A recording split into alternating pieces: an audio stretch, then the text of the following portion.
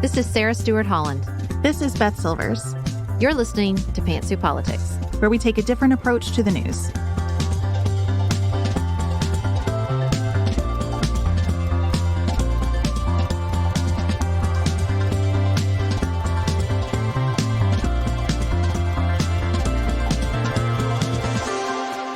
Welcome to the show. I am so glad you're here with me today. Alas, Beth is out sick, and we are all sending her healing thoughts and well wishes. Luckily, we have an amazing interview that we did with Erin Baute, a certified Enneagram teacher and trainer, to talk about how the presidential cycle works on all our personalities. And listen, you do not need to be an Enneagram expert to listen to this. You don't even need to know your Enneagram number because, one, Erin is amazing.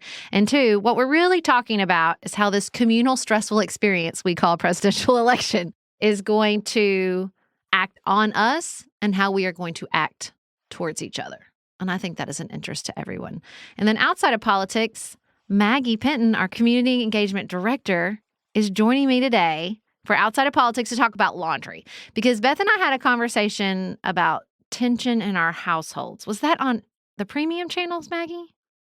I think so. I feel like you just just tossed out there that you had solved the laundry. I said, I was like, oh, by the way, guys, I've solved laundry. And then we just moved on. And all of y'all were like, excuse me, could you go back?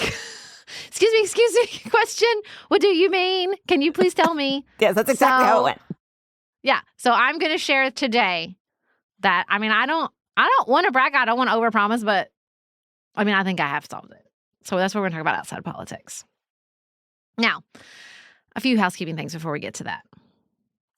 First and foremost, about 81% of you listen to this podcast on the Apple Podcast app. That's fine. Listen wherever you want to listen. We don't care. We just want you to listen. But we've had some changes surrounding the Apple Podcast app and the iOS 17 system. Maggie, tell the people the change. So Apple has changed some of the default settings in podcast app. So I think that drove just a really impact. I'm not actually sure how it works because I listen on Overcast.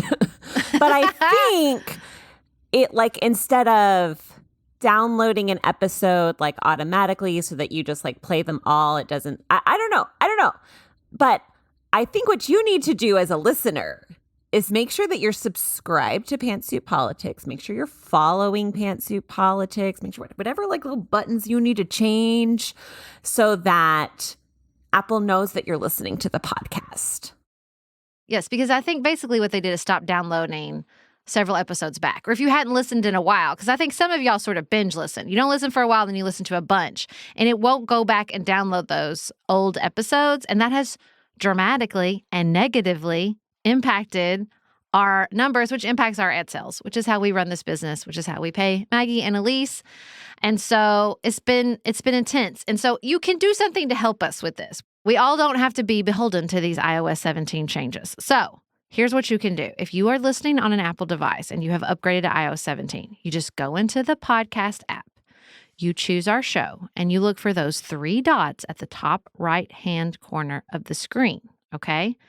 Then set the download option to automatically download the 5 latest episodes. This will not only ensure that you get all our latest shows promptly, but it is a huge, huge help to us. So if you're like, man, I just want to do something for this show that I listen to, that I love, that brings a lot of value to my life, this is a very easy thing you can do if you listen in the Apple Podcast app, and we would very much appreciate it. And we will put these instructions in the show notes, fear not. Now, we have some other things too. For our premium members, we are excited to be hosting our very first quarterly live event of 2024. We have a virtual live sort of ask us anything type event. Maggie, tell the people what the last few of these have been like. They've been a little wild. They have been a little wild. I like it. I'm here for it. Oh, man. Let's see. What was the one in December? I feel like one of them was super unhinged. It was amazing. Yeah, y'all, we just get on there and we sort of have a plan, but then we're like, I want to talk about this instead. We had special announcements. We told the people on the Ask Us Anything about Pete Buttigieg early, and we told them about Hillary Clinton. Yep. Yeah. And Hillary Clinton too, I think. Yeah. You get some exciting announcements. The energy's a little chaotic. We just like it. It's just fun. And so we want you to come. Now, if you are a premium member through Apple Podcast subscriptions, not Patreon, you will need to make sure we have your email address so that we can send you the login information for this event that is taking place on Thursday, March 14th. So if you're already a subscriber, obviously, especially on Apple Podcasts, let us know your email. If you're not a subscriber, what you waiting for? Come on over and join us. The community is amazing, and it's particularly amazing on nights like that. So you can send that information to hello@pantsuitpoliticsshow.com, and we'll get you hooked up. Now, if you're a premium member, not only are we going to have a fun night together on the 14th, we also have loads of great book club content coming your way. Next week, we'll be sharing our conversation with Ben Terrace, author of The Big Break, and Beth Shulman Elise will be hosting a live discussion for listeners on Thursday, March 8th. Again, one more time, if you subscribe through Apple Podcast subscription, please email us at hello@pantsuitpoliticsshow.com so that we can get your email and share all of these fun events and content with you, please. Okay, I think that's all our housekeeping. Next up, we are so excited to share this conversation with Erin Baute, who is a behavior and business strategist. She's here to talk to us about how the presidential cycle can act in good and bad ways on all our personalities and motivations.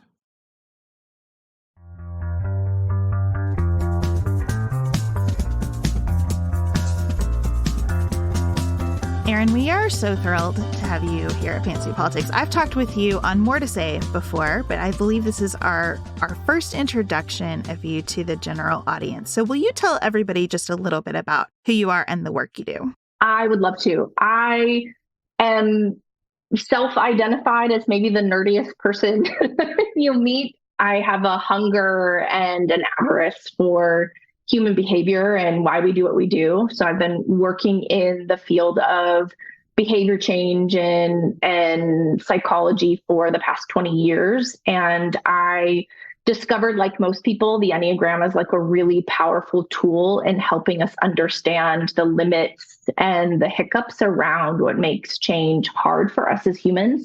So I've integrated the Enneagram in my work for the last 13 years. And so I have the most incredible honor and privilege to work with primarily female entrepreneurs around how to build business strategy that really allows them to be their fullest selves. I'm a huge believer that personal development is professional development, and the Enneagram gives me the tool to do that. Well, and you reached out to us. Gosh, when was that? Several years ago. Yeah, it's been a minute. And did the most expert Enneagram analysis. So helpful, so thorough. And so as we're moving into another presidential election, oh no, we're going to talk about balance, but it is this weird tension between high stakes and also wah-wah, because it's most likely going to be the same guys again, that we thought, oh, let's bring Erin back here and let's use the Enneagram to help all of us navigate these intense presidential election years, especially this one. And so thanks for coming and joining us. There's a lot of types, and this is a high-stakes time. So it's a rich environment for the Enneagram. I love it. I love it. And I love the opportunity, quite honestly, to show the depth of personality psychology, right? We can sort of get caught up in... You mean it's not just an Instagram carousel? It is in a lot of ways, but the scientist in me, right? I'm actively finishing my dissertation. There's some real meat in this that I think can be utilized to make really positive change. And I think that's what our climate really desperately needs right now is some deep positive change. So for someone who has not seen an Instagram carousel about the Enneagram, can you give us the elevator pitch about this tool that you just said has a lot of depth? Yes. The elevator pitch is complicated, right? Because it's a framework, it's a model, it's a theoretical framework, right? If I'm going to be super nerdy about it, kind of like we think about Maslow's hierarchy of needs. It's been researched and studied, and it has a lot of weight and merit behind it outside of just cute, quirky memes, which I love, I will say. Yeah. And it is intended to help us understand the motivations, the why we do things that live underneath our behaviors. Behaviors are just a picture of how we act and how we've learned to act in any context. And so they change when the context changed. The Enneagram for me filled that gap of oh, why am I carrying this through every role in my life? Why is this the thing that I hold on to? And sort of gets a window into the things that are most important to us, even if we can't verbalize them, because they live so deep inside of our neurobiology, right? They're just part of our DNA. So, Erin, I think as an orientation to this tool, it might be helpful for listeners to hear you do a quick overview of Sarah and me as Enneagram types, because you've spent time with us individually and you are a listener of the show. So I know you have a perspective, and I feel like that might be more concrete than just saying type ones usually do this. Yeah. Oh, that would be my favorite thing to do. And it's been a beautiful thing to watch you sort of step into that. So will you tell me, because it's not my job to tell you, what you relate to in terms of type and potential subtype if you know that? You want to start, Sarah, since you reference your type all the time and people will not be surprised. You do too. You go first. You go first. I'm an Enneagram 2. That is the type that I primarily gravitate toward. And what I relate to in that is the sense of wanting to be loved and wanting to be of service to everyone at all times, often at the expense of my own needs. I've done a lot of work around that, so I feel more connected to that pull to 4 that is often recommended for 2s. And I relate to the stress of an 8, where I will sometimes exercise an inappropriate amount of control because I want everything to be okay. Yeah. The subtypes have honestly been more helpful to me than the primary types in understanding some of my relationships. So my stacking is that I am first a sexual subtype, or I gravitate towards very intense, deep one-on-one relationships. Secondly, social, and thirdly, self-preservation. So I do have this vicious cycle of what is really important for me goes to the bottom of the list compared to what's really important to other people. Absolutely. Okay. Yeah, that's great. I'm an Enneagram 1. But, part of that recognition has come just sort of how I started. I don't identify as much with the way people talk about Enneagram 1s anymore, because I think I've done a lot of work on it and I can see those instincts in myself. It took me a long time to find language around Enneagram 1 that fit. I'm not a perfectionist. My stuff is rife with typos. But I heard a person describe Enneagram 1s as better, the voice in their head is better, better, better. And that is still very, very true for me. Very true. But as I've learned more about heading in the direction of a 7, being more spontaneous, being more sort of grateful and having fun, and I really identify with that, and I feel like I've held that balance. And then the subtypes I'm not as familiar with. Definitely welcome your input. I definitely think I'm probably sexual too. It's a one-on-one, but I probably have a higher self-preservation instinct. I will protect my time. I will protect my energy. I always joke Beth walks into a room and feels responsible for everyone's emotions, and I feel responsible for no one's emotions. And so that's where I'm at. I love it. And I love that both of you hold the complexity of it, right? It's so much more, because we often correlate Enneagram type with the core of my identity. And it's a piece of it, a Trivial Pursuit pie. It's a piece of the pie, but so is my gender and my religion and my cultural upbringing and the trauma that I experience and my mental health. I mean, all of these things make up the pie and make it really complicated, which is why language like perfectionism or people pleaser are flawed and misleading in the Enneagram, because there's no way we can capture all of that. And so I kind of sit in the camp of the subtypes. Those instincts become more helpful at telling my story, what's happening in my body around safety and what keeps me moving in the world. And that type just becomes the expression of that. If I had to guess, Sarah, I would say that there's some social-oriented 1 in you. The 1s, if you put all 3 subtypes together, look very different. You wouldn't think that they're all ones. One of them is traditionally a perfectionist. That's the self-pres one, who holds perfection in my body as I must do everything good and right. The social one really looks out to the world and says, if we would just do everything well, right? The sort of social order and a lot of social responsibility, which you hear from you really eloquently. That's what I like to call my 20s, Erin. That was me in my 20s. Yeah, right. And then the relational one is actually the counter type. I say relational sexual, it's the same thing. The relational one is the counter type, meaning they project perfectionism on other people. If you would just do it better, we would be okay. So they kind of look 8-ish. They get mistyped a lot because they're sort of big energy. And so if we hold all of that, I'll start with Sarah and then we'll go to Beth. If we hold all of that, that sort of social order, I care about the greater good, I want the world to be right, it's very ethical and moral and righteous and just for all people. And I have a high sense of standard in myself. And then I look at the line from 1 to 4 and to 7, not as health or, stress, but as resources. And I sort of hold them like ropes, like tethers, and I pull on them. And I might pull on one of them harder in stress than I do the other. But the goal is to learn when and how to use them. And for me, that visualization of tethering to these other types is how we practice emotional and social intelligence. I can imagine that a presidential election is a pretty fraught environment for social subtypes. Yes, it is.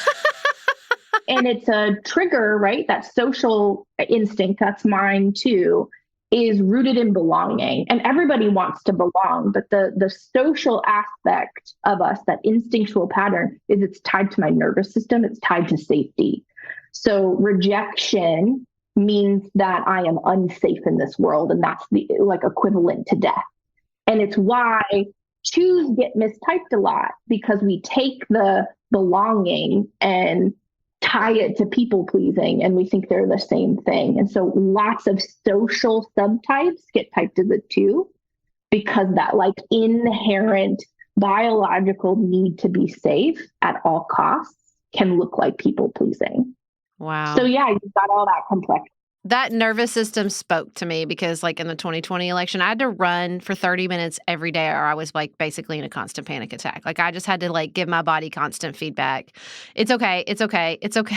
It's okay. It's okay. It's okay. It's okay. It was very intense. Yeah, right. And that's why I love this work, is because we're taking development and growth tools out of the head and putting them in the body. That's where change lives. And that's why this work is really hard. Most people don't do it. That body component has been really important to me. So do you want to quickly walk people through what you see in my typing, and then we can kind of go to a more general conversation? Yeah. So Beth, it's a little more complicated for the 2 because you tether to 8 and you tether to 4. Right. And that relational 2, there's a lot of heat in there. There's a lot of passion in my service and my caretaking. Most relational or sexual types have a little more energy, a little more oomph behind them, a little bigger in their personality. And so we've got that hard tether to 8 and to 4. But we also recognize that as a 2 who tethers to 4, you're connecting to another heart type. And then you're connecting to 8, which is a big energetic anger type. So now you're just rife with emotion. There's so much big energy under it that we can add a tether for the 2 to the type 5. If we were to connect the rest of the model together, you add this third rope to you on what would it be like, which I think, Beth, you do beautifully, to bring in the saginess of the 5 and slow down emotion and add thought and reflection and discernment and curiosity. And so I think what I've watched over these last couple of years is the both of you break out of the fixation of a type, like the single bucket, and start to embody this bigger version of ourselves. And that's the human experience. I hope by the time we are at end of life, we look like all the types and none of them at the same time. And I think that's what makes this work and this tool so helpful is how do I unbox rather than just stay in it? I love that. Well, and to me, that's like the risk and opportunity of a presidential election, right? For everybody. It sucks. It's stressful. And it's a thing that we're all like in together, which can amplify the suck and the stressful. But that means it's also an opportunity to learn more about yourself, to learn more about the people around you, to learn more about the country, whether you want to see it or not. And I think that's the sort of central thesis of our work is instead of running from these moments that just feel so fraught and anxiety ridden, like what if we just sort of dove through the middle and said, what can we learn about each other? What can we learn about ourselves through this sort of forced effort, this forced challenge? Yeah. I appreciated this conversation because I have a big, big, big belief that in terms of social responsibility and democracy and social justice and equality and equity and all the things that we want for the world, I have to be able to do that for myself before I can offer it to other people. This core component of humanity and humanizing self, I think, is self-awareness work. It is identity work, and it requires a deep level of self-love and self-care and self-worth in order to offer that to another person, right? And if we can't do that for self, if we're living in stress and our fear responses, which is often what our Enneagram type is, our Enneagram type, when we're sitting in it, is some of the worst parts of ourselves in fixation. It's our limitations. Then we're only operating from a survival response, and we offer no grace to ourselves and no grace to others. And it's really hard to navigate these really challenging political times without it. It seems important to me to recognize, and I think we often do not recognize this, that a lot of how I feel and interact with people around an election is about getting my own needs met through it. And sometimes those needs are grand ones, like our desire for justice in the world.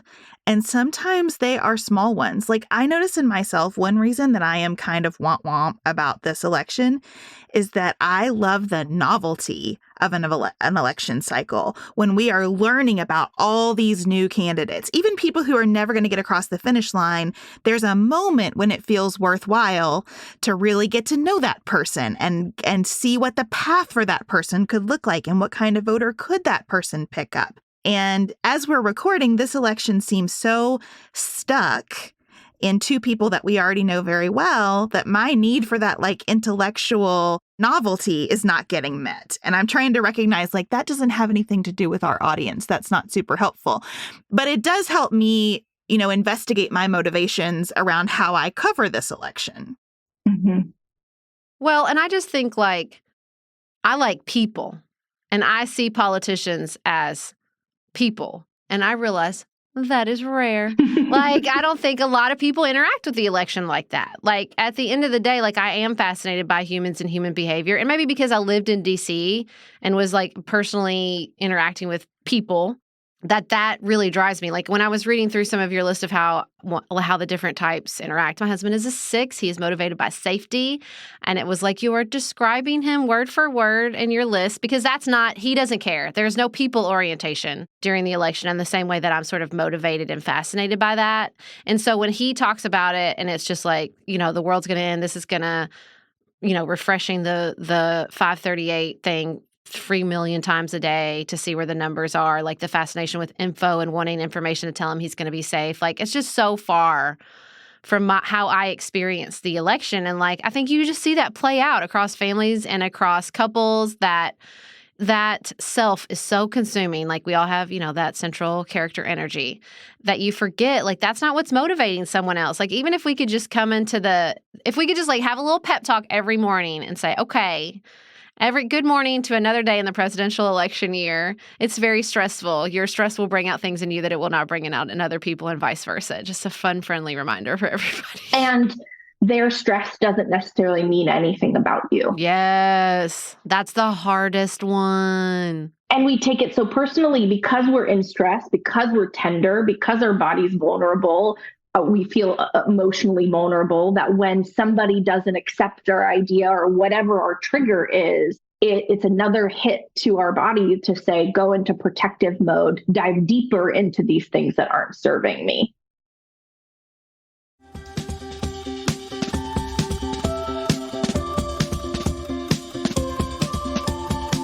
So, Erin, I think one of your real gifts, in addition to understanding how the numbers operate and how the structure around the Enneagram works, is just giving people words for the emotions that arise that correspond with those numbers.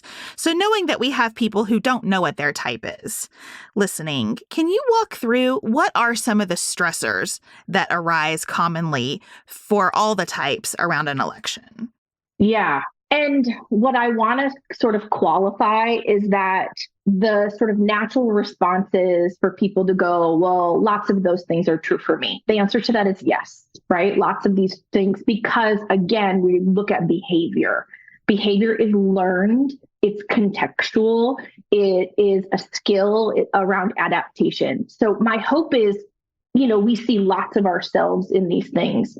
The way the Enneagram becomes sort of magical is it tethers to the thing that is living deep viscerally in my body. That sort of feels like you got sucker punched, right? That's the difference between the motivation and the behavior. And so I'll share these and also know that, that's true for lots of us. So I think when we look at the sort of the negative traits of type, we can see their motivation and fixation, and then it just sort of plays out behaviorally in lots of contexts. So I give ideas, but we can talk about what we've seen in other ways as well, where the type 1 might approach the presidential cycle, their candidate, their belief system with this righteous vehemence, right? I am so right, and I have to defend this at all costs. And it does feel like a slight to my integrity and my goodness and my humanity if you disagree, because my rigidity in my orientation in my body doesn't know how to accept anything other than this right thing, right? So it's super offensive to my worthiness for you to say anything else. Can I offer to, since I live with a man who I believe is a 1 as well, and who is fairly apolitical. He is informed, but he does not enjoy politics, and he does not get worked up about the election. I think that I see in him that righteousness play out in writing off the process as pretty terrible. And so it can manifest as this candidate is the worst, or this candidate is the best, and this is absolutely the right outcome. But I think for other people, it can manifest in caring about this is pretty silly because it's all hopeless anyway. Exactly. So it is the righteousness, it is the sort of rigidity that is the cause, but where I place it is subjective. That's exactly right. You're going to see some Enneagram 1s with third-party candidates this election cycle. I'm very confident of that. Just prepare yourselves accordingly. Well, I think about this really fascinating interview Sarah and I did once with a kind of libertarian-leaning podcast, or at least they described their audience as largely libertarian-leaning. And we talked about how the risk there is to tie up your emotion in your rationality. That it's you're so busy saying that everybody else is so emotional that you don't see that you're emotional about not being emotional. You can't just walk away from all of it. I wish we could, but it's not available. Yeah, and it's a misnomer of being a human. We're emotional, not cognitive, right? And so we practice taking the emotion out of things, but there's no such thing. We just disassociate. Yeah. So the type 2, we might see we see that quality of pride come up, right? So it might be sort of overbearing. It might be patronizing. It might be I know best kind of way. And that is that practice of over anticipating for other people. So I get really caught up in my body process, that knowing what other people think or need or what is best for them is what feels safe to me. That's how I've oriented, my level of love and acceptance. And so it can look a little bossy around this is what we, need to do and what's good or right or true. And I can see a lot of heat and emotion and pride come out of that. I feel like this is why I get mistaken for a 9, because I think that doesn't really come across for me. And I just want everybody to know it's just that I'm hiding it well. I've practiced like prioritizing other people's needs to feel heard over that passion that does arise in me. And I have tried to check my bossiness on behalf of others. I don't always do it successfully. Probably like maybe I'm batting, 400 or something. But I want to hear the 3 and 4 because I get those numbers confused a lot. Yeah, that's fair. And I think that's normal. Really 3 through 5, I get confused, if I'm being honest. What I will say to your comment, Beth, is I also think, and this is me like standing on the outside projecting in, the fact that you have taken such an interest in staying with your body, with yoga, and I've followed your food journey and all of those things. Like, I think that part of allowing to make space for emotion is really important. And you will hear me say this a million times, that the body plays the most significant role in all of this work. So 3 is our action-oriented type. They are the doers, right? But an unhealthy 3, or someone who is maybe looking at the presidential cycle, might be way more performative than purposeful, right? Like I might buy the t-shirt and the cup and have the sticker on my car and the signs in my yard, but I am not doing a damn thing to make any change. And actually maybe like in my home, my language, everything isn't in alignment with the shirt that I'm wearing and the cup that I'm carrying. It's way more about visual performance than connecting to the truth and the authenticity of it all, right? Whereas 4s, let's just go all the way to the other side of that, where it's like, I'm just going to go all in on the meaning. Like the meaning is the only thing that matters. I just want to feel really deeply about it. And so I might actually be like, what we misrepresent is the 4 is actually the angriest Enneagram type. We think that's the 8, but because they're angry, their anger is vengeful. There's malice behind it. There's heat behind it. There's power for the 8's energy, but there's like this sort of hostile, I'm going to go into all of the meaning, and there's going to be some rage underneath why maybe you don't have meaning to it, right? So as a 7, I tether into 4, and I hold that 4 really tightly, and I can feel the pendulum of the shallow side of the 7 and the deep side of the 4, and how do I hold tight the middle of that, right? And then what about a 5? 5, we start to move into the head type. So the 5 is often considered our sage or our avarice. They are, like, the best way to describe them, they are hoarders. And they use information to create a sense of security. And then they hoard the energy around that information for what is unknown, what might be asked of them. Ultimately, most 5s were often asked a higher level of responsibility or to be something at a young age that they were not able to be. And so that they learn that they have to have a lot of something in order to cope with the world. And so they keep it, they withhold. The 6s are on 538 refreshing. Trust me, I know. Yes. I'm married to a 6 as well. Mine is the counter type of 6. So he looks like an 8. He goes at his fear, which is why he works for DHS and counterterrorism, right? Like, wow. I want to do the thing that will keep me the safest, and I want to be in the middle of it all.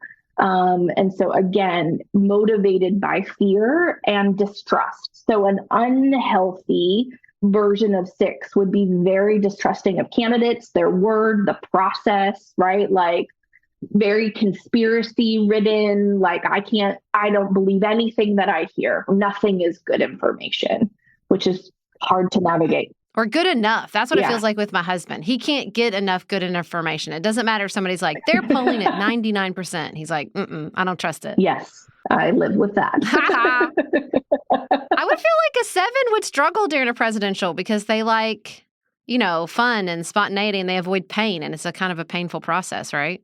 I would think an unhealthy 7 is just not in it. Yeah, they're just going to tap out. Like, I'm out. I'm in Costa Rica on the beach and I don't even know what's happening. And I will probably say that sort of shallow, naive part of me was like my early 20s, right? And it's taken a lot of pain and heartbreak and healing and growth to be the version of 7 that I am today. Yeah, I feel most sorry for 7 and 9s. I feel like they have probably the struggle. Well, it seems like maybe some of these other numbers that have tendencies that make them prone to election burnout are getting a sort of influencer message of like, well, just walk away from it, turn it off. It is too much. You don't know the world this because it is too much. Right. And that message is a trigger for me because it used to be my pattern, right? And so whenever I hear somebody say, set it down, I get real on fire because I'm like, what about every marginalized body who does not get the choice to set it down? No, you do not get to set it down. Pick it back up, right? It's pendulum all the way the other way. So what about 8s? Yeah. So 8 is really thinking about, I want to be the biggest power in the room, right? If I have the biggest energy, I am the safest. And so I'm willing to sort of bully other people, use my bigness, use my body, use my big guns, whatever it takes to make sure that I have whatever I need to feel safe over you. So, think hot arguments, think power struggles, really, really not allowing to make space for other people. Erin. Yes. Is Donald Trump an 8? Again, I will preface that I don't know him. I feel like we all know him at this point, Erin. My guess is that he's a relational 8, which is like, screw the rules. Like, I'm okay being bad. I want to go against the norm. I think he's a very unhealthy relational 8. I'd maybe even put that 7 wing on him, where there's some recklessness behind it, some excessiveness. And then it also adds some humanity back into it. And just be with me for a minute with this. Donald Trump was running when I was finishing up my Enneagram certification and training. I studied for like 6 years. And I remember my master Enneagram teacher, her name's Dr. Debbie Otten, and she's phenomenal. I remember her saying, like, humanity is about all people, and really just holding that. And when I hold the archetype of 8 over him, right or wrong, it reminds me that there is some real serious pain underneath there that makes a man act like that. It does not justify his behavior. I do not agree with him. I do not want him in office. I would prefer that he's in jail. Those are all my personal opinions, right? But as a human, he wasn't born this way. Something made him this way, and it's pain and trauma. And so it allows for a little of the push-pull when I hold that up next to him. Okay, you got to do 9s, and then I need to hear what you think Joe Biden is. Okay. The 9s, I think, in a very unhealthy state, just take on the beliefs of important people around them. I've lost my voice, right? That's what a 9 does to keep safe, is they prioritize comfort. And so I'm not going to use my own voice, and I'm going to just take on whatever's around me. And that can be kind of scary. There's a lot around you in a presidential election. Yeah, right. And so if it's too much or too overwhelming, I might just put my head in the sand, right? Like, we might just get a disengaged group of individuals in an unhealthy state. Okay, tell me about Joe Biden. What do you think Joe Biden is? With the caveat that you don't know him and can't understand his motivations. I don't know him. Right. Exactly. And I will say this, it is not ethical for any of us to tell anybody what somebody's type is. So we are just playing. And I know y'all know that, but I just want the listeners to know that like, we don't tell people their types. So he honestly is more complex for me, because he's so compliant in his energy. Like, I look at his energy. There, in the Enneagram, there are assertive types like the 8s, 3s, and 7s. There's compliant types like 2s, 6s, and 1s, and there are passive types like 9, 4s, and 5s. Well, and you just have a lot to work with. He's been in public life for a long time, and his image has evolved because he's it's not how he is now, but they still say he's kind of a hothead. Like he taps anger very easily. Yes. He's got this like very compliant energy where he sits in expectation well, but he's sharp, right? He's sharp tongued. He's there's some sarcasm and wit in there. And so I kind of go in the 6 bucket of like social 6, which can look like a 1, because social 6, when they have trust in the system, like government, I believe in it. I believe in democracy. I believe in the service to the people. I believe in the process, that I can be really rigid in that. But the 6ness sort of holds the like, not that anybody else can't be witty or whatnot, but there's some depth in the sort of pain and suffering, right? Some wittiness, some sarcasm, some dark humor that he's really capable of. So he's interesting. And again, I don't know, but speculation that Barack Obama was a 9, right? Very like egalitarian and sort of global looking. And so could make sense why they were a good match, because energetically they balanced each other very well. Those are my uneducated guesses.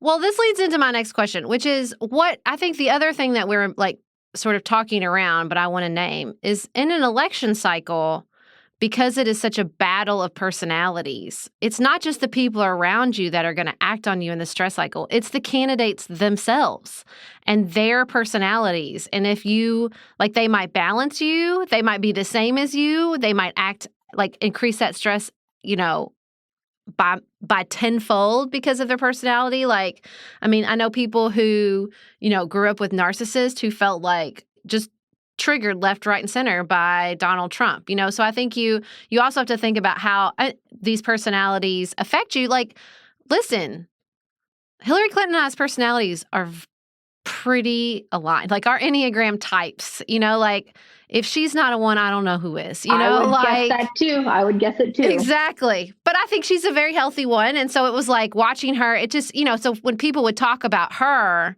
it felt like they were talking about me, like overperforming good girls. I was like, how dare you?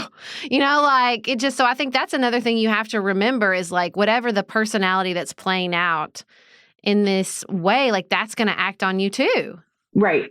Because we are talking about something so complicated. Our values, our beliefs are what we want from the world, what we believe is good or right or true or whatever is so tied into our identity, into those roles and into our personality and how we cope and find safety and how we understand the world and manage the harm and trauma that gets caused all day, every day. And so we can't expect anything other than a visceral survival response when we are pushing on people's belief systems if we aren't creating safety within ourselves first. Somebody who has access to a sense of safety in self, who can create that grounded homeostasis, who understands how to recover, right? Like that's what I think meditation is just recovering. Then I'm less likely to be triggered by the familiarity or similarity between me and somebody else, right? And probably that's a risk for all of us, that we either over-identify with a candidate or under-identify with candidates and start to treat them as less than human because we've created that distance between us. Yeah, agreed. And why I think I was so drawn to your show all those years ago was because you were the first women I was hearing modeling more, bigger expansion. Like, how do we hold all the nuance? And that wasn't getting modeled to me anywhere else, but I was hungry for that in myself. And I was looking for people who were modeling that out in the world. And I've said this before, that you all were my heart work. You were what helped me manage how I felt about myself and the world, and gave me the language and the practice and the modeling to offer this, not just politically, but as a human. And it is been such a helpful place to practice self-awareness. And unfortunately, that's what a political race will ask of us, is how self-aware are we? And that's going to show how this plays out. What are some healthy attributes that we can bring to this process? Because, there is light in each type too, right? So what can we be grabbing onto that's constructive? Yeah. And I would say, I'm going to run through some ideas for each type, but I would say it would be good for all of us to practice all of these things, because that's how we expand for ourselves. But I think the type 1 in a grounded sense, in a regulated sense, understands that we need to be looking for solutions and not sides, right? Like, I'm breaking up with the binary. I'm willing to bring all things to the table, and I'm really looking for the best possible outcome for who we're trying to serve. And so I think that's really a gift that a type 1 can bring. A type 2, I think, can really hold all people, right? Like, the idea of humanity, and bring in the both and into a conversation, because genuinely I care about what other people need, and I hold that really easily. And it's not just blowing smoke. It's a true connected response. And so I think that's really helpful to listen to a 2 talk about what's good for everybody. I think a 3, a really regulated 3, knows how to take purposeful action. I'm not just wearing the shirt. I'm going door to door to try to sign people up to vote. Like, I'm doing the things. And we need their energy and their capacity out in the world because they've got a lot of it. I think the 4s have the opportunity to see the possibility in things, the hope, the beauty, right? Like, we practice equanimity where I can sort of soften the emotion in it and find the opportunity and the beauty without narrowing the field. They can sort of hold it all. And I think that's really beautiful. The type 5, I think, in health becomes our deep sage, right? They sort of can hold the depth of knowledge that we need, without it being narrow or limited. I put in my notes to you, like, I think Steve Kornacki, like, he's just this, like, political statistician genius, and he just holds the whole thing. It's not biased, or maybe it is because he's human, but the attempt is not biased. I think 6s become really discerning and thoughtful. They ask great questions. They're the whatabouts and what ifs, but not from a place of distrust, a place of desperately wanting to hold the group. 6s are really loyal and in service to those who can't serve themselves, right? It's like never leave a man behind kind of mentality with a 6. And so you get all of those beautiful, like, thoughtful, curious parts. Regulated 7 is going to bring the light in the darkness, and not a shallow, superficial light, but a light who understands the darkness. We're in it, it's hard, and let's find a way out. And that makes me emotional because it's the work that I try to do every day. I'm human, I don't ever get there, but like, that's how you know that the sort of motivation connects. And I think type 8s become real protectors, right? They're protectors of vulnerability, of softness, of grace, of nuance. And I'm willing to use my big energy in a soft way to protect that. And I think, like Martin Luther King, right? Like, just this epic view of protection for the most delicate, sort of sacred parts of humanity. And those are those who can't protect themselves because the systems don't allow for it, right? And then the 9s become these skilled mediators. However, they aren't sacrificing their own voice. They're putting their own voice in the mix as just as valuable as everybody else on the table. And I think if we can all practice regulating ourselves before engagement, we get a lot closer to being this version than of the sort of rigid, fixated, protected self. Well, that's a beautiful vision. And thank you so much for your incredible depth of knowledge. Thank you so much for the kind words about the work we do here and what you found with our podcast. That's definitely what we hope. All our types in our audience, because Lord knows we have all 9. That's what makes it such a strong and beautiful community. And, this election season is, as always, an opportunity. And thank you for coming here and articulating some tools and motivations and opportunity that presents. It's my absolute honor and privilege. I'm grateful to be in community, not just with you two. Your whole team is phenomenal, and this whole community of listeners. I'm a better person for having found y'all.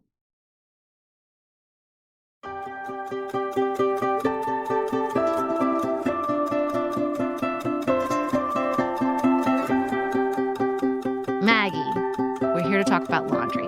I'm so excited. Let's workshop your laundry. Maybe this will get us through all these processes. Are you happy with the laundry situation in your own home? I am not happy with the laundry situation in my own home. Okay. What are the main sources of tension around laundry in your own home?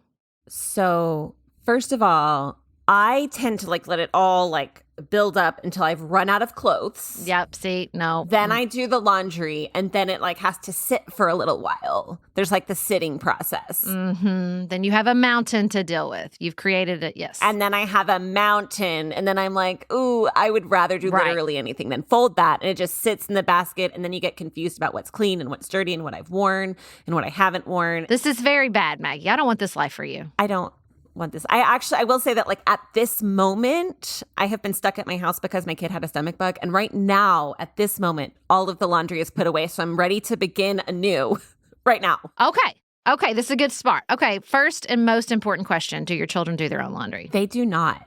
Maggie, why? Because it didn't occur to me that there was another way. This is my concern. I think this is the main issue, is it just doesn't even occur to anyone that their children can do their own laundry. You guys, my children have been doing their own laundry since, I think Griffin was probably 6, 7. So Felix does his own laundry too? Felix does his own laundry. Absolutely.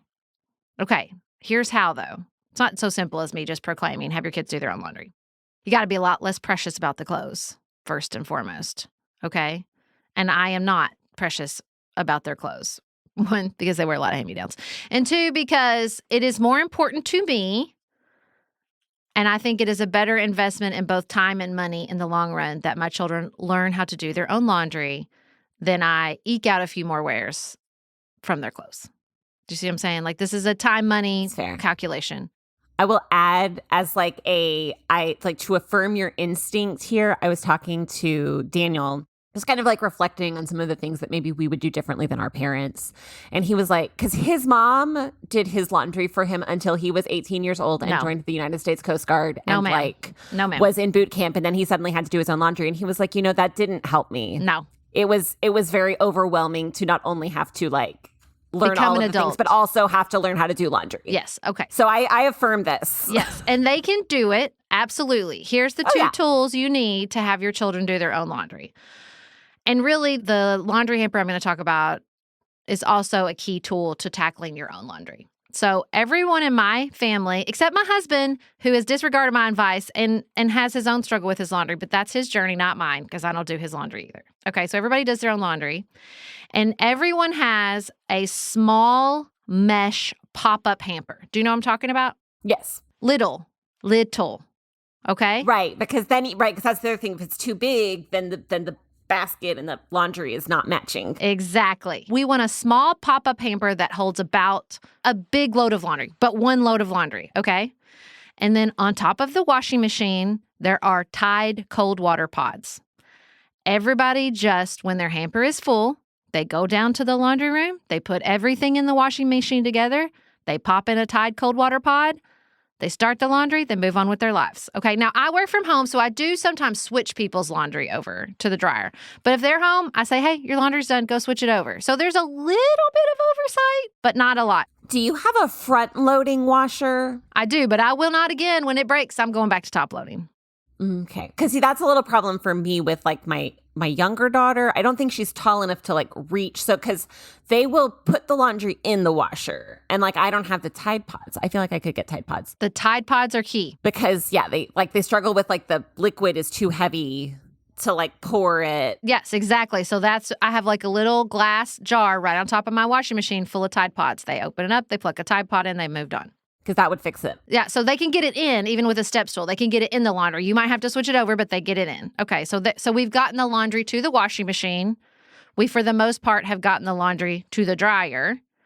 The key here, getting it out of the dryer and into their rooms, because they also do that. I do not fold and put their laundry up. That's a part of doing the laundry. It's not washing the laundry, it's doing the laundry, okay? So keeping those loads small, and then there is almost no folding. The only thing I fold, even among my own laundry, is my T-shirts. I have big, deep drawers in both my dressers and my children's dressers. Pajamas in a drawer, underwear in a drawer. No one needs to fold pajamas. Why would we do that?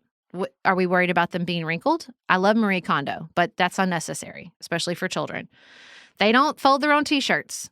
They're boys. They won't be wrinkled. That's on them, you know? And there's a drawer for T-shirts and shirts, and there's a big drawer for pants. Now, I hang up a lot of my laundry, but the only thing I fold, even among my laundry, I do not fold my underwear. I do not fold my pajamas. I fold T-shirts, and they're kind of like books in the drawer, but that's it. That's all I fold. Everything just gets tossed in.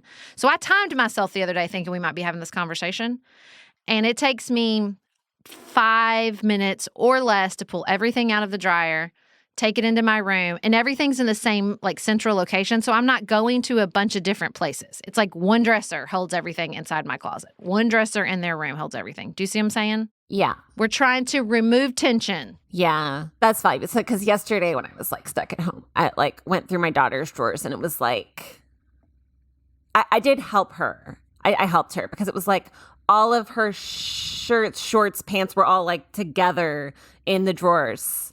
Move on. Just like move on. Who cares? No. Can she dress herself? She can. Then that's all that matters. Yeah, I mean, she wears clothes every day that are clean. Exactly. If the clothes are in the drawer and then they're on her body, and now the part I have not quite fully, the part of the circle I've not fully closed with my own children is getting the dirty clothes in the hamper. Still struggling with that with the 12-year-old and the 9-year-old. But the 14-year-old has figured it out. And look, they don't have any clothes. That's on them.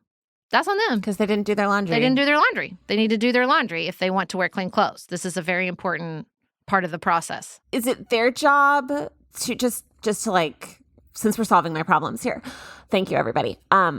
Is it their job to figure out when the clothes don't fit anymore and to like get them out of their drawers? No, often what happens is, especially little, my two youngest sons. Now the other two, here's what happens. It doesn't fit, they stop wearing it. And so it just sort of sits in the drawer, and then you can kind of go in there every once in a while and be like, oh, I haven't seen this on you in months. Let's take it out. Felix often, when if he comes down in pants that are too short, I just say, hand those to me. I take them off him that second. I put them in the donation bin, and then he goes up and gets another pair of pants. That's good. That seems good. Because I always have a donation bin in my garage or my laundry room to throw things in. That's what we kind of ended up with yesterday, is that all of the clothes that Naomi likes wearing were just in the laundry baskets. And so basically everything in her drawer was too small and she didn't like it. So that was kind of like an easy clean out. Yep, so we've sweep it out. That's right. We've made a clean restart. So like from this day on. Yeah, when they say, I don't have anything to wear, and you go up and their drawers are full, just pull it out because they're not going to wear it. Don't fight it. Unless you want to get them dressed every day, which I do not want to do. Now, another key piece of this is socks and underwear. So I like to do laundry about once a week, maybe. I want to do that one small load about once a week. That's all that I want to spend of my one wild and precious life on laundry, okay? So if you love laundry and you want to fold and a drawer brings you joy, go forth and prosper. That's not for me, okay? And so you got to figure out if you have enough underwear to make it as long as you want to go without doing laundry. Same for your children. Do they have enough underwear to make it a week? Do they have enough underwear? And with the kids, that's not 7 days, guys. That's like, 12. 12 pairs of underwear. So the other key piece is sock. Now, this is a new development that has improved my life dramatically, okay? Over Christmas, I said, I'm declaring sock bankruptcy. We're done here. We're out. Every sock is leaving this house. Oh. Now, I donated them. If they had a pair, I donated them. And I threw away all the bears. I was like, I don't want you in my life anymore. You're not welcome here. Do you understand? And so I bought Griffin white socks, like 15 pairs. I bought Amos and Felix, because their feet are close enough in size they can wear the same size socks, black socks, and I bought like 30 pairs, and they all go together. So it doesn't matter. Right, because it's so annoying. Like girls' socks are like No. It's like it's pink, it's purple. They're No. all like almost Wipe the them same. clean. Oh my gosh, it's like a sock cartel. Yes, I just wiped it clean. I said, we're going fresh here. We're starting over. And it is so much better. It also helps that because inevitably when they do their laundry, like sometimes I'm like, where are the socks? Because the socks live in a basket by the shoes by our door. That's where all the socks are, okay? And so they would get lost in the drawers. Now it doesn't really much matter because every once in a while I can go in there and make sure I got all the socks. They match, who cares? But now that they all match, I am finding they are more likely to pair the socks and do it correctly. Once they don't have to think about which sock goes where, they just go sock, sock, sock, sock, sock. I think I've really cracked the code. And you just keep them by the shoes, by the door. Yeah, I keep a big basket of socks by the shoes by the door. And then they don't have to go back to their rooms Exactly. when they've like... You don't want to go back in the mornings. That's right. We You don't only go forward in the mornings. If someone is going back upstairs to their room, we have failed and we need to reevaluate the process. Okay, I have just like one last question about Okay. laundry. So for your kids to sort of get it, like whatever, just wash the clothes. Do you divide your clothes by darks and lights? And I didn't for a long time. About probably 2 or 3 years ago, I thought, you know what? I'm investing in all these white short sleeve shirts. You guys, I reorganized my closet. I can't decide if I will actually share a picture with all of you because it's embarrassing. 30% of my closet is white blouses. I have to stop. I have a problem. I will admit to the problem on air. I'm not sure I'm ready to show the picture, and so I'm like, if I'm investing in all these white shirts, I need to like wash them in a way that will keep them bright and white, okay? So I do have another small pop-up hamper for my whites that I wash on warm with OxyClean, but that's probably like an every 2-week thing. I probably only do that about every 2 weeks. Well, I mean, if you're not doing it very often, it makes sense to me that you would. So I do. I have to, so many. But I'm the only one who's sorting laundry. I'm the only one who has 2 pop-up hammers because I can be trusted. No one else can be trusted, Maggie. And they don't care. My children don't care if their whites are bright. Are you kidding me? They don't care. I will say one thing that like my best thing that I have is like a laundry sorter. So it's like a hamper. It's like a pop-up hamper that like just hangs in a cart thing that I could roll to my laundry room. Yes. I mean, if you're like, and my bedroom is on the same floor as my laundry room. I could do that, but they're a little big. They're a little big, I find. That's true. I don't like how big and clunky they are. Yeah. That's true. But this is, I mean, I think you've solved it. I don't think about it. I don't have mountains of laundry haunting me. I enjoy laundry because I do a very little of it, and I have, every once in a while I'll do a delicate load or whatever, but I have like the margin to do those special laundry tasks because I spend so little mental energy on the weekly laundry. Do you do, like, who does the towels? So the boys' towels go in their laundry. So now I don't wash towels every time I use them because I think that's crazy. But they wash their own towels, and Nicholas and I have white towels that I put in the white load. Whenever I do a white load, I kind of like, do add the towels. Yep. I mean, I think I fixed it, guys. But the key is the very first question. Are your kids doing their own laundry? And I'm sure there are circumstances among all of you that require you do their kids' laundries. I believe you. I sincerely believe you. But I think they're rare. I'm just going to be honest with you. I did my own laundry growing up. I was like, I'm not doing your laundry. I did my own laundry. Yeah. She's like, you want to change clothes 5 times a day? Cool. You're going to do your own laundry. Yeah. I mean, because like my mom had, like, I'm one of 4 kids. So like, she's like, if you want clean clothes, friends, you're just going to have to do this yourself. Yes. It's too much. It's too much, friends. It's too much work. And I see people with these, like, half of their couches covered with laundry. And I'm like, what are you doing? Why are you doing that to yourself? Love yourself more. Move to the small pop-up hamper and get it out of the way. Like, just done, easy peasy, done and out the door. We don't want to spend a lot of time on this. Again, unless this is your joyful pursuit and you're like the laundress and it just brings you enormous joy. Now, I think what I want to do next, I heard somebody say at one of my church parties that she washes her sheets in this like special, it wasn't laundress. It was like another brand of like really nice smelling laundry detergent. And I was like, I'm interested. I'm interested in bouging up that aspect of my laundry. I could get there with you. Well, I'll think about it. Yeah, I can see thinking about it. Yeah, because they do. That's why I haven't used the Tide Pods in forever, but they do make the like free and clear Tide Pods now. We should why isn't Tide sponsoring this episode anyway? Yeah, seriously. Anyway, it's fine. But my kids have such sensitive skin is that they have to use like because the perfumes and stuff, like if you've ever had a kid go into like a huge rash from laundry soap, it's like, I think maybe that's why I kept doing their laundry is because I was like paranoid about the soap, but they're big enough now. Yeah. Like we're not there anymore. We can move on. You're not there anymore. That's another thing I think people just get. I think this happens with lots of things. I think it happens with laundry. I think it happens with cooking. Not that I have a lot of expertise in that. Let me not pretend. But I think a lot of times around our houses, we just get stuck in a phase that was traumatic maybe, and you're like, I don't want to mess with it because I finally like feel like I'm handling it. And it's just always important, especially with kids, because they're constantly growing and changing, to think like, wait, does this still work? That's true. Or should I think through this in a different way? I'm gonna check in on you. I'm gonna make sure your kids are doing their own laundry. I would know. Like today, like I said, I'm your accountability we're on a new partner. leaf. I love it.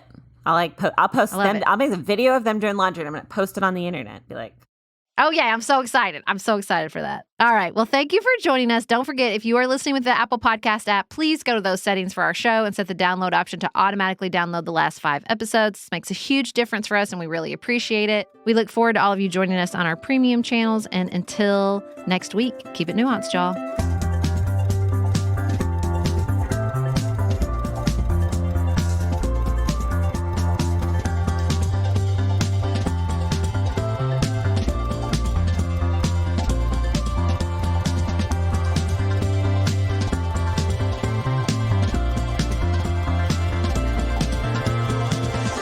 Pantsuit Politics is produced by Studio D Podcast Production.